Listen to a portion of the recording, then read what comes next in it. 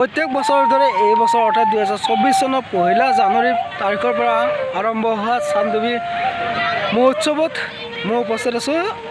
আজি এই মহোৎসৱত মোৰ লগত উপস্থিত আছে মোৰ বন্ধু কবি বন্ধু, লগতে এই বছৰ 2024 বৰ্ষৰ যিখিনি আলোচনী সেই আলোচনীৰ সম্পাদক মোৰ লগত উপস্থিত আছে। নমস্কাৰ জনাইছোঁ। মোৰ লগত বন্ধু উপস্থিত আছে।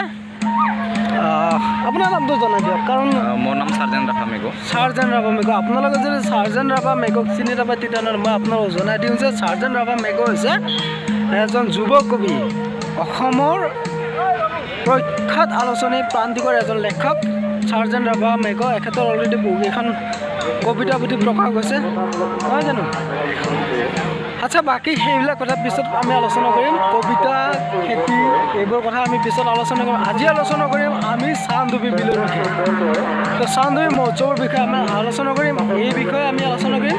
তো প্ৰথমতে আমি চান্দুবি মহোৎসৱৰ কিছুমান কথা আমি মেঘৰ দ্বাৰা জানিব বিচাৰিছোঁ। মহোৎসৱৰ বাজেট কিমান? বাজেট আমাৰ 30-ৰ পৰা 35 লাখ টকা। 30-ৰ পৰা 35 লাখ টকা। এই বাজেটসমূহ ক'ৰ পৰা সংগ্ৰহ হয় আপোনালোকৰ?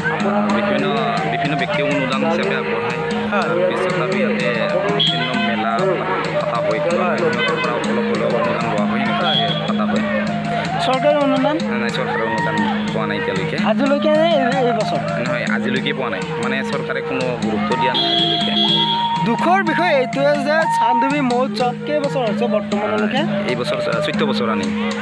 14 বছৰ ৰানিং হোৱা চান্দুবি মহোৎসৱত আজিলৈকে চৰকাৰে অনুদান কেতিয়ালৈকে পোৱা নাই। দুখৰ বিষয়, আপোনালোকে মনোযোগ দি শুনিব। দুখৰ বিষয়, চান্দুবি মহোৎসৱে আজিলৈকে চৰকাৰী অনুদান কেতিয়াও পোৱা নাই। আপোনালোকে অনুদানৰ কাৰণে মানে এপ্লাই কৰিছিলেনে? এপ্লাই মানে তেনেকুৱাকৈ মন্ত্ৰী এম এল এ আমি মাতোঁ। হয়, CM আহিছিলে নাই? CM আহিছিল, সৰ্বানন্দ আহিছিল। যোৱা বছৰ আহিছিলে? যোৱা বছৰ নহয়, তাৰে আগৰ বছৰ মাননীয় মন্ত্ৰী সৰ্বানন্দ সোণোৱালদেৱ আহিছিলে, কিন্তু তেওঁ আহিও চান্দুবি মহোৎসৱত এটকাও নিদিলে, নহয় জানো? তেনেকুৱাকৈ কোনো অনুদান কোনো চৰকাৰী কোনো সাহায্য আজিলৈকে প্ৰদান কৰা নাই। কিন্তু তাৰ পিছতো চৰকাৰ অনুদান নোপোৱাৰ পিছতো চান্দুবি মহোৎসৱ কেতিয়াও পিছ পৰি ৰৈ যোৱা নাই। প্ৰত্যেক বছৰৰ দৰে এই বছৰৰ 1 জানুৱাৰী তাৰিখৰ পৰা কেই তাৰিখলৈকে হ'ব? 5 জানুৱাৰীলৈকে। 1 তাৰিখৰ পৰা 5 জানুৱাৰীলৈকে চৰকাৰী অনুদান নোপোৱাৰ পিছতো 1 তাৰিখৰ পৰা 5 তাৰিখলৈকে চান্দুবি মহোৎসৱ আয়োজন চলি থাকিব চৰকাৰী অনুদান নোপোৱাৰ ফলতে। কিন্তু ইয়াতে আপোনালোকক জনাই দিম যে চৰকাৰী অনুদান নোপোৱাৰ পিছতো এই মহোৎসৱ কেনেদৰে চলিছে, সেয়া হৈছে আপোনালোকৰ বিষয়বস্তু। এটা প্ৰথম প্ৰশ্ন, গুৰুত্বপূৰ্ণ প্ৰশ্ন যে চৰকাৰী অনুদান নোপোৱাৰ পিছতো চান্দুবি মহোৎসৱ নামৰ এটা বৃহৎ অনুষ্ঠান 1 তাৰিখৰ পৰা 5 তাৰিখৰ সম্পূৰ্ণ 1, 2, 3, 4, 5 দিন কেনেকৈ চলিছে সেই বিষয়ে আমাক আজি চান্দুবি মহোৎসৱৰ 2024 বৰ্ষৰ মেগাজিন ছেক্ৰেটাৰী সাৰ্জেন ৰাভা মেঘে আমাক জনাব কেনেদৰে 1 তাৰিখৰ পৰা 5 তাৰিখলৈকে এই মহোৎসৱ আয়োজন কৰিছে তেওঁলোকে। বিশেষকৈ আমাৰ ইয়াতে বহুত ৱেল উইচাৰ মানুহ আছে। ইয়াৰ মানুহ আমি চান্দুবি উৎসৱ পতাৰ লক্ষ্যই হ'ল ইয়াৰ ইথনিক যিখিনি ফুড, সাজপাৰ, তাৰপিছত কৃষ্টি সংস্কৃতি ৰক্ষা কৰাৰ কাৰণে আমি চান্দুবি ফেষ্টিভেলটো পাতি আছোঁ। তেনেকুৱাকৈয়ে বহুখিনি মানুহ আগবাঢ়ি আহে। তাৰপিছত আমাৰ মানুহখিনি সহযোগ কৰে। তাৰপিছত ইয়াতে ফুড ভিলেজ থাকে, বাণিজ্য মেলা থাকে, তেনেকুৱাকৈ কিছু পইচা আহে। তাৰপিছত ৰাভা হাছং স্বায়ত্ত শাসিত পৰিষদৰ পৰা 5 লাখ এটা পইচা বছৰি অনুদান আহি আছে। বছৰি 5 লাখ টকাকৈ এটা অনুদান আহি আছে। কিন্তু যিটো পৰিৱেশটো আমি দেখিবলৈ পাই আছোঁ যে এই বছৰ আপোনালোকৰ বাজেট একো নহয়, 30-ৰ পৰা 35 লাখ টকা বাজেট, কিন্তু তেওঁলোকে দিছে মাত্ৰ 5 লাখ টকা। কিন্তু 5 লাখ টকা এটা দুলিতৰ, মানে দুলিতৰ এক অংশ ভাগ নাখায়। তাৰপিছত বাকীখিনি অংশ আপোনালোকে ক'ৰ পৰা কালেকশ্যন কৰিছোঁ? তেনেকুৱাকৈ কি বুলি কয় অনুদান হিচাপে বহুতে আগবঢ়ায়। তাৰপিছত আমি ক'লোৱে দেখোন এই কি বুলি কয় বাণিজ্য মেলা, ফুড ভিলেজ তেনেকুৱাকৈ পৰাও কিছু পইচা আহে। তাৰপিছত পাৰ্কিঙৰ পৰাও আহে। পাৰ্কিঙৰ পৰা আপোনালোকৰ দৈনিক কালেকশ্যন কিমানমান হৈছে? যোৱা বছৰ, এই বছৰটো এতিয়ালৈকে কাউণ্ট হোৱা নাই কাৰণ আজি 1 তাৰিখ। আজিতো সন্ধিয়ালৈকে একাউণ্ট হ'ব চাগে যোৱা বছৰ কিমানমান আহিছিল যোৱা বছৰ ঠিক ক'ব নোৱাৰিম মানে কি ইয়াতে পৰ্যটক অহালৈ কথা মানে পৰ্যটক কেতিয়াবা বহুখিনি আহে গতিকে আমি পাব্লিকৰ পৰা পইচা লোৱা নহয় ইয়াতে স্থানীয় হোটেলত কোনো টিকটৰ ব্যৱস্থা নাই স্থানীয় হোটেল সকলোৱে আহিব পাৰে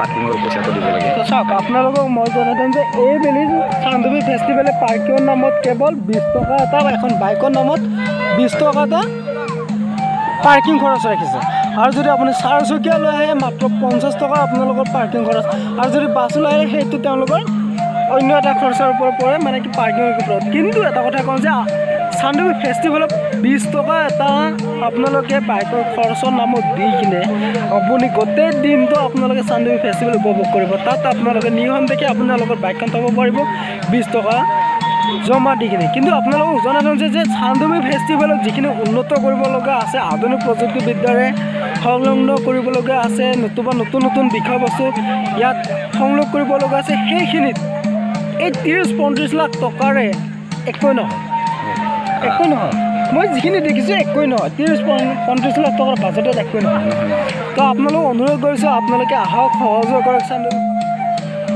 আৰু কি কওঁ আপোনালোকে দেখুৱাইছোঁ কিছুমান ভিডিঅ' অংশত কিছু আপোনালোক দেখিছে সেইবোৰ চাওক সকলো মানুহৰে সহযোগ লাগিব ইয়াতে সকলো মানুহৰে সহযোগ কৰিব লাগিব আমি ভালকৈ সাৱলীলভাৱে উৎসৱখন চলাবৰ কাৰণে পৰ্যটকসকলেও আমাক কয় সহযোগ কৰিব লাগিব আমি যিহেতুকে জৈৱ বৈচিত্ৰ্য ৰক্ষাৰ কাৰণে পাতি আছোঁ এই ফেষ্টিভেলটো তো ইয়াতে লেতেৰা পেতেৰা কৰি গ'লে বিলখনত যদি শেষ হয় তো বহুতখিনি অসুবিধা হয় সেইটোৰ কাৰণে পৰ্যটকসকলক আমি কৰজোৰে অনুৰোধ কৰিছোঁ যে তেখেতসকলে ইয়ালৈ আহক আহি পেলাই ধুনীয়া সেউজীয়া পৰিৱেশত এটা দিন পাৰ কৰক আৰু চাফ চিকুণতাটো বৰ্তাই ৰাখক যিহেতুকে আমি ইয়াতে খুব চাফ চিকুণতা বৰ্তাই ৰখাৰ কাৰণে হেৰি কৰি আছোঁ চেষ্টা কৰি আছোঁ এইখিনি ধন্যবাদ জনাইছোঁ ছাৰ্জেণ্ট ৰাভা মেগক আপোনালোকক মই পৰৱৰ্তী অংশত চান্দুবি ফেষ্টিভেলৰ কিছু ভিডিঅ' অংশ আপোনালোকক দেখুৱাবলৈ চেষ্টা কৰিছোঁ আপোনালোকে উপভোগ কৰিব